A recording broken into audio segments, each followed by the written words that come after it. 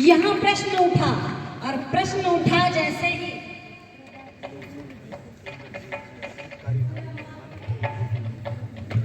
कार्यकारिणी के प्रधान इंद्रजीत सम्मानी वो 200 रुपये देकर के हमारा उत्साहवर्धन कर रहे हैं, उनके लिए भी धन्यवाद है। 200 रुपये सरपंच आजाद सिंह जी हिंदुस्तानी, वो भी हमारा उत्साहवर्धन कर रहे हैं, उनके लिए भी धन्यवाद। इसलिए मैंने कहा हमारे मन में प्रश्न उठना चाहिए। अच्छा, उठना चाहिए नहीं उठना चाहिए प्रश्न? ध्यान रखना, जब तक मस्तिष्क में प्रश्न नहीं उठेंगे तब तक हम ऊपर उठने वाले नहीं है। आपके नाम बहुत जगदीश जी ये भी हमारा उत्साहवर्धन कर रहे हैं, भाई का भी कर रहे हैं, उनके लिए धन्यवाद।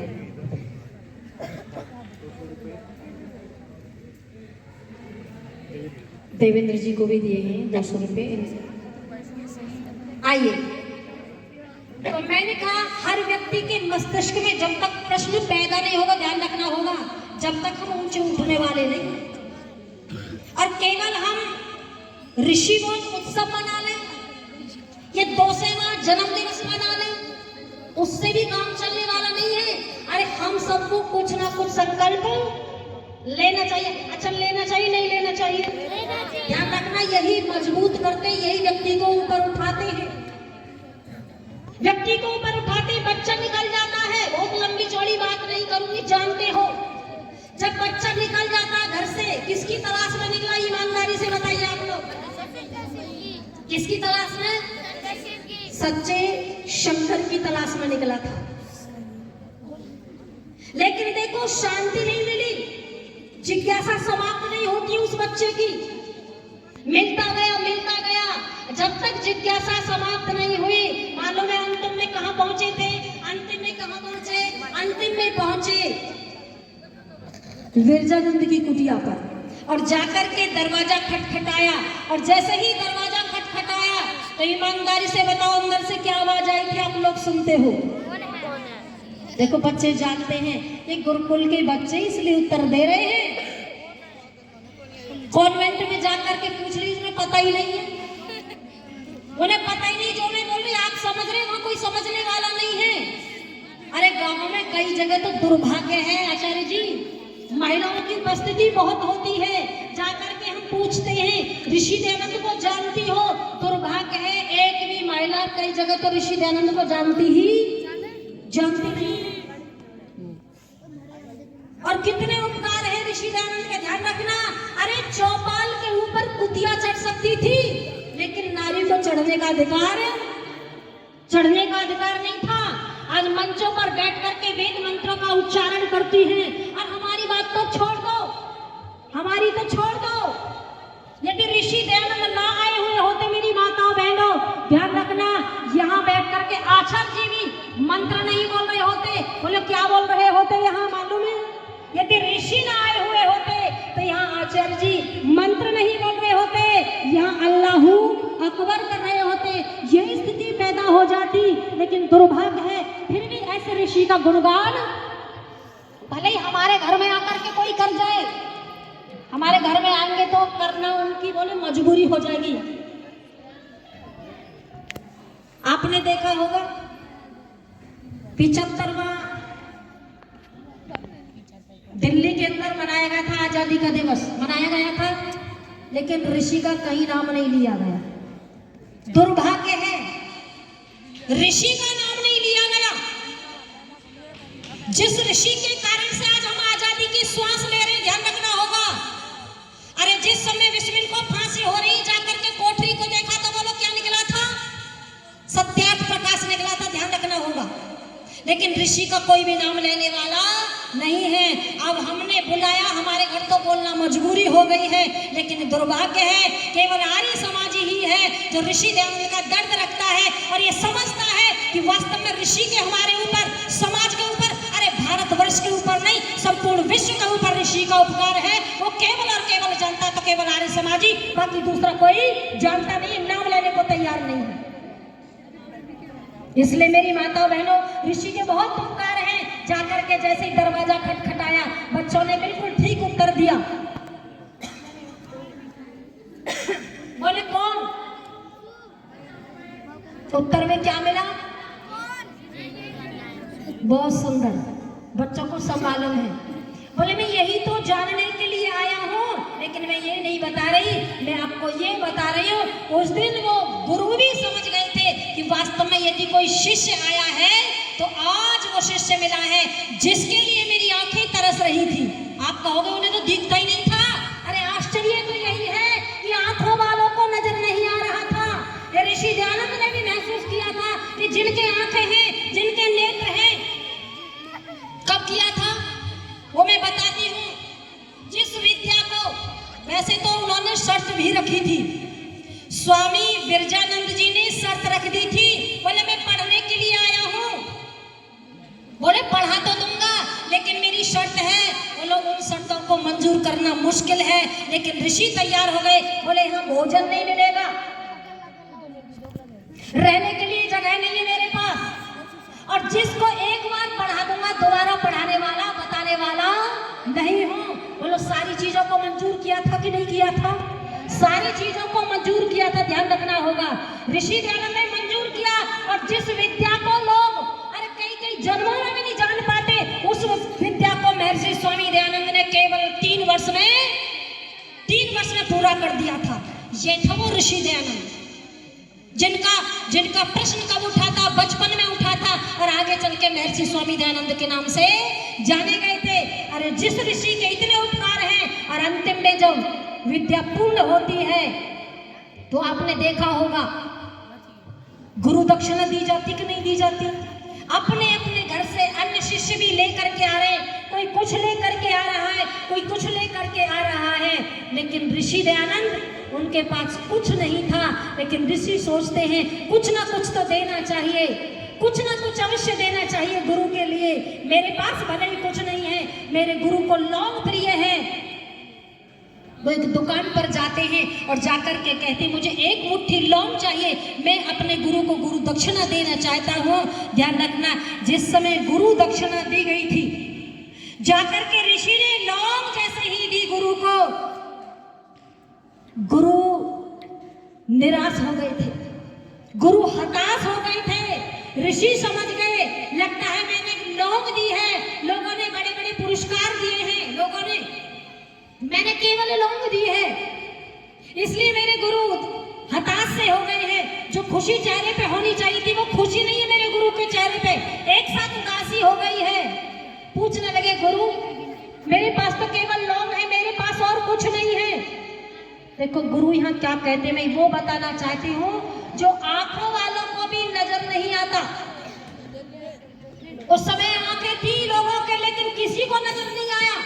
राष्ट्र का दर्द किसी को नजर नहीं आया, नारियों का दर्द किसी को नजर नहीं आया, अछूतों का दर्द किसी को नजर नहीं आया। किसको नजर आया था? अंधे गुरु को नजर आया था। जो अंधे गुरु विरजानंद थे उन्हें नजर आया था मेरी माताओं बहनों। और वो अंधे गुरु इसी बात को कहते हैं मुझे धन नहीं चाहिए, मुझे ऐश्वर्य नहीं चाहिए, मुझे राज्य नहीं चाहिए, राजनीतिक सत्ता भी नहीं चाहिए। और आपने देखा भी होगा, अरे गुरुओं ने दक्षिणा में क्या क्या नहीं मांगा, राज्य भी मांगा, धन भी मांगा। वैसे तो कितना सही है कितना सही नहीं है, अंगूठा भी मांग लिया, किसी ने कुछ मांग लिया, लेकिन एक पहला गुरु ऐसा था जिन्होंने संपूर्ण जीवन मांगा अपने शिष्य को, वो भी अपने लिए नहीं, बोलो समाज के लिए, राष्ट्र के लिए मांग लिया। उसको कहते हैं, ध्यान रखना होगा। ये थे गुरु और वो थे शिष्य जिन्होंने सहज स्वीकार कर लिया, सहज स्वीकार कर लिया मेरी माताओं बहनों, और निकल पड़े थे वो दयानंद किसके लिए? हमारे लिए। वो दयानंद हमारे लिए निकले थे, हमारे लिए ऋषि दयानंद। और जाकर के कहा पाखंड खंडनी पताका गाड़ी थी हरिद्वार के कुंभ के मेले में। मेरी माताओं ध्यान से सुन लो, क्योंकि मैं तो कहा करती हूँ जो आशाराम के डेरे पे भी जा रही है ना, जो राम रहीम के डेरे पे भी जा रही हैं, और किसी के भी डेरे पर जा रही हैं, डेरे पे भी जाने के लिए यदि योगदान किसी का है ना, तो केवल और केवल ऋषि दयानंद का। ऋषि दयानंद के कारण आप राम रहीम के, आशाराम के डेरे पर जा रही हो, नहीं तो कोई अधिकार नहीं था मेरी माताओं। इसलिए ऋषि को मत भूल जाना, मैं तो कहा करती जिसने हमें अमृत पिलाया, हमने उसको क्या पिलाया? जहर पिलाया। और एक बार नहीं, कितनी बार? 17 बार जहर पिया ऋषि दयानंद ने हमारे लिए। इसलिए बहुत सुंदर कहना पड़ा। और क्या कहा? कोई जहर पिलाए,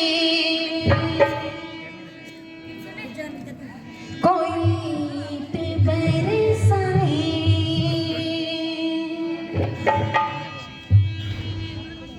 कोई जहर पिलाए, कोई बरसाए, राह में पल भर न रुका योगी के पग पग बढ़ता गया, के पग पग बढ़ता गया। कोई जहर पिलाए, कोई बरसाए, राह में पल भर न रुका योगी के पग पग बढ़ता गया।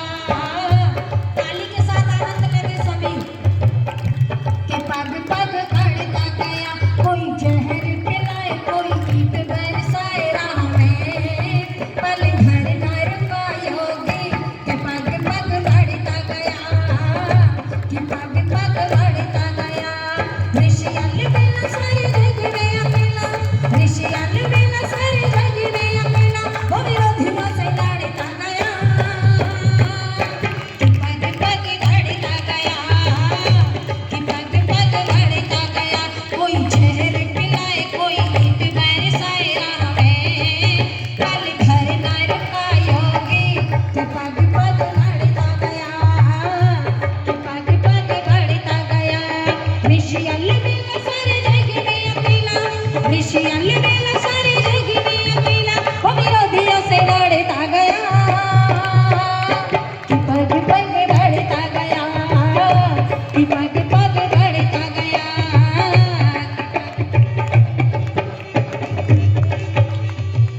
अनपढ़ता और निर्धनता, निरख निरख कर रोने लगा।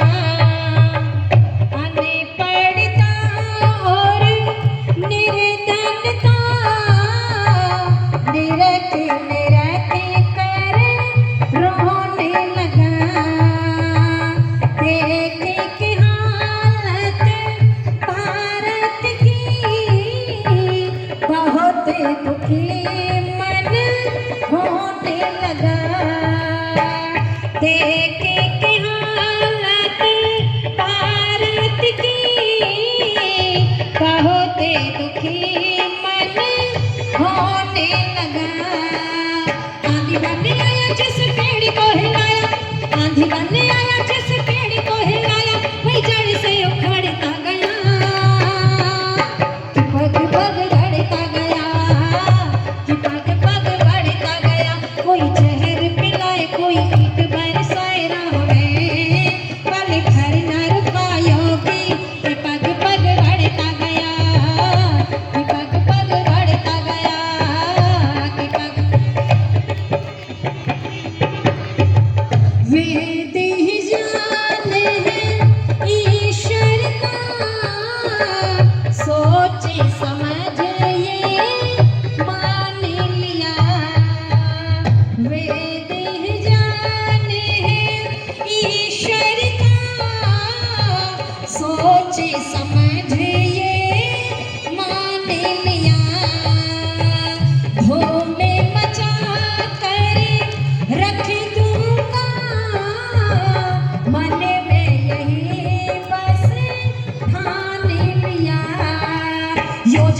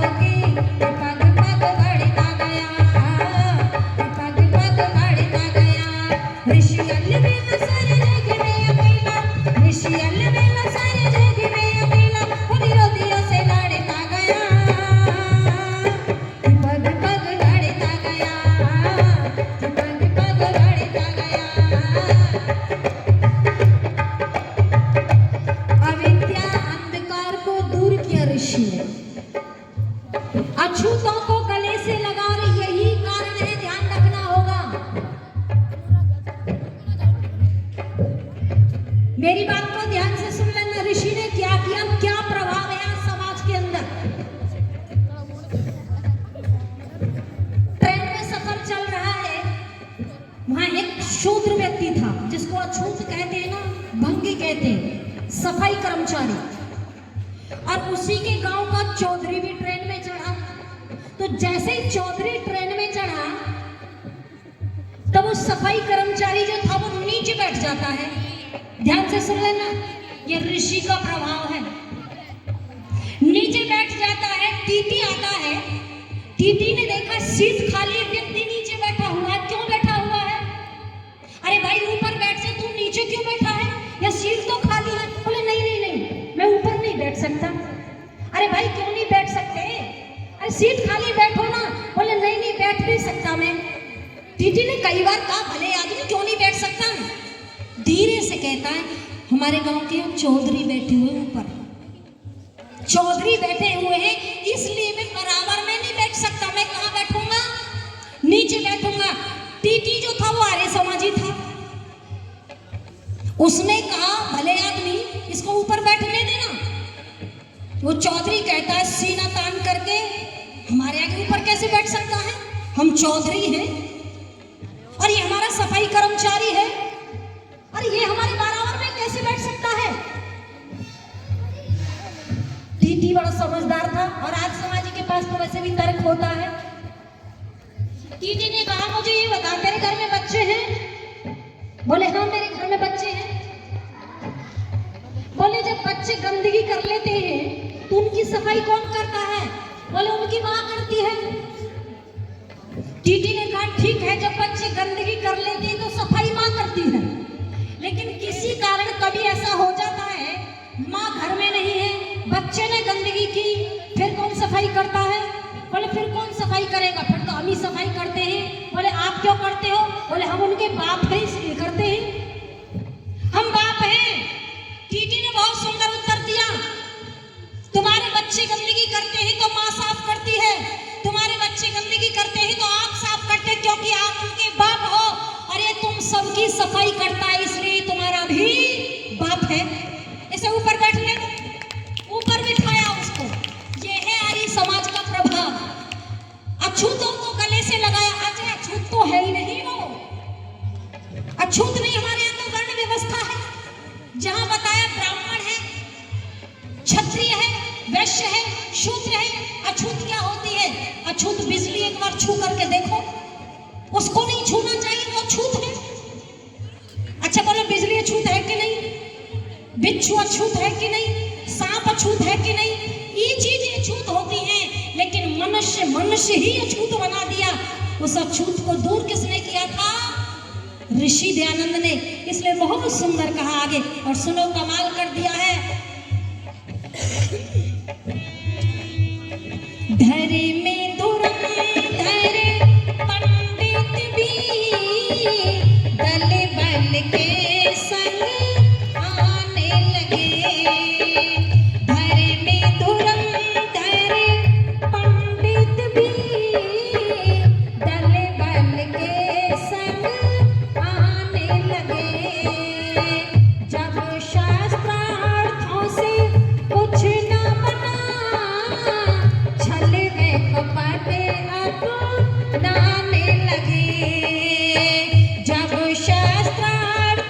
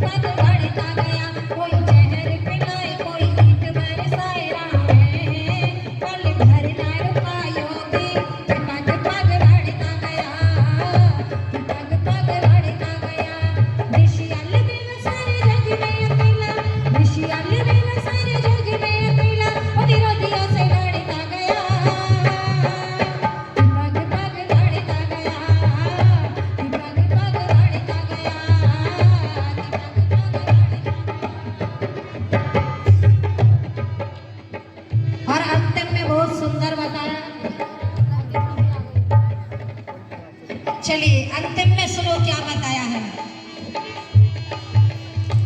पर उपकार की राहों में चल के कभी सुख पाया नहीं। पर उपकार की राहों में चल के कभी सुख पाया नहीं। जाने संकट लाखों सहे फिर भी पथ पे घबराया नहीं। जाने संकट लाखों सहे फिर भी पथ पे घबराया नहीं। ऐसा उत्साह मेरे काम का सिपाही, ऐसा उत्साह मेरे काम का सिपाही हर मोर्चे पे अड़ता गया कि पग पग बढ़ता गया, कि पग पग बढ़ता गया, कि पग पग बढ़ता गया। कोई जहर पिलाए कोई ईंट बरसाए राह में, पल भर न रुका योगी कि पग पग बढ़ता गया, कि पग पग बढ़ता गया, कि पग पग बढ़ता गया। ऋषि अलबेला सारे जग में अकेला, ऋषि अलबेला सारे जग में अकेला वो विरोधियों से लड़ता गया कि पग पग बढ़ता गया, कि पग पग बढ़ता गया, कि पग पग बढ़ता गया, कि पग पग बढ़ता गया, कि पग पग बढ़ता गया, कि पग पग बढ़ता गया, कि पग पग बढ़ता गया।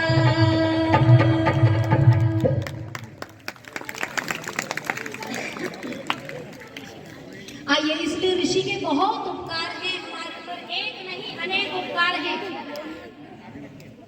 जो उपकार गिनाए नहीं जा सकते ऋषि के।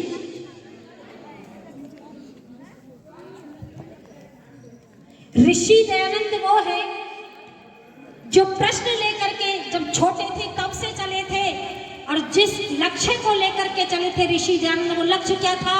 परम पिता परमात्मा की वो लक्ष्य लेकर के चले थे, ध्यान रखना होगा। और उसी लक्ष्य की ओर हमको भी बताया था। जो लोग जो भूल गए थे ना, ध्यान रखना होगा, ऋषि को पुनः उसी को स्थापित किया था। ऋषि ने कोई अपना नया मत नहीं चलाया था, अपना नया कोई प्रयोजन ऋषि का नहीं था, कोई अपना नया मत नहीं चलाया था ऋषि ने। ऋषि का जो था, जो हम भूल गए थे, वो पुनः ऋषि दयानंद ने हमको वापस बता दिया। जो भूल गए वो याद दिला दिया था। आइए, जो ऋषि के विचार हैं उन्हें हम अपने जीवन में अवश्य धारण करेंगे।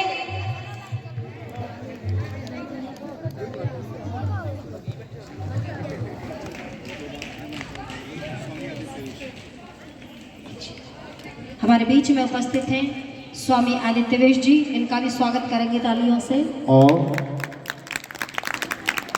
आग्नेय वस्त्रों से सुशोभित युवा सन्यासी स्वामी आदित्यवेश जी का आगमन हुआ है, आपके बीच में पधार चुके हैं। स्वामी जी का भी हार्दिक स्वागत एवं अभिनंदन है। ताड़ियां बजा करके एक बार स्वामी जी का सम्मान करें आप। और मैं देख रहा हूं मेरे सामने भाई दलवीर जी, आर्य मंत्री गुरुकुल दृढ़वास पीछे बैठे हैं। उनसे आग्रह कि वो आ जाएं, स्वामी जी के साथ आए। साथ में हमारे स्वामी जी भी आए हैं, उनका भी स्वागत है, अभिनंदन है। और मैं अभी देख रहा हूं कि दरवाजे से होते हुए हमारे मुख्य अतिथि कैप्टन भूपेंद्र सिंह जी, वीर चक्र विजेता, आपके बीच में पहुंच रहे हैं। सीधे बैठिए बेटा, सभी बैठिए। ये बेटियां आगे आ जाओ। और उसके बाद में आपका अपना प्रदर्शन होना है योग का, और उससे पहले आप अपने कैप्टन साहब का एक अभिनंदन गीत प्रस्तुत करेंगे, आप उनका स्वागत करेंगे। स्वामी जी आपके बीच में आ गए हैं। स्वामी जी आए, बाहर आई, आपके बीच में है, उपस्थित है। आपका स्वागत है स्वामी जी, आदरमान है। और आपके आशीर्वाद के लिए हमारी बेटियां तरस रही हैं काफ़ी समय से। ऐसे त्यागी तपस्वी युवावस्था में जो सन्यासी बने, ऐसे लोगों का हमारे बीच में आना, ये हमारे लिए कम सौभाग्य की बात नहीं है। और हम उम्मीद करते हैं कि इन्हीं मंचों से, इन्हीं गुरुकुलों से, इन्हीं दयानंद के कार्यक्रमों से ऐसे ऐसे युवा सन्यासी निकलेंगे और जो इस संसार के अंदर जाकर लोगों के बीच में जाकर के महर्षि दयानंद के संदेशों की अलख जगाएंगे, सुधार का कार्यक्रम जारी रखेंगे। एक समय था जब गुरुकुल धेनुवास की थोड़ी सी व्यवस्था चरमरा गई थी और ऐसे समय में स्वामी आदित्यवेश ने उसकी बागडोर संभाली और बहुत खूब ढंग से उसको चला रहे हैं। आज 100 के लगभग विद्यार्थी वहाँ शिक्षा ग्रहण कर रहे हैं। बहुत अच्छी व्यवस्था है और उनका कंधे से कंधा मिलाकर के सहयोग दे रहे हैं। उनके मंत्री दलवीर जी आर्य, उनकी कार्यकारिणी, उनके सभी योग्यजन उनका सहयोग दे रहे हैं। तो ऐसे सन्यासी का यहाँ पर आगमन हुआ है। हम ऐसे सन्यासी का स्वागत करते हैं, अभिनंदन करते हैं और मैं निवेदन करता हूँ हमारे गांव के सरपंच आदरणीय श्री आजाद सिंह जी हिंदुस्तानी से कि वो माल्यार्पण कर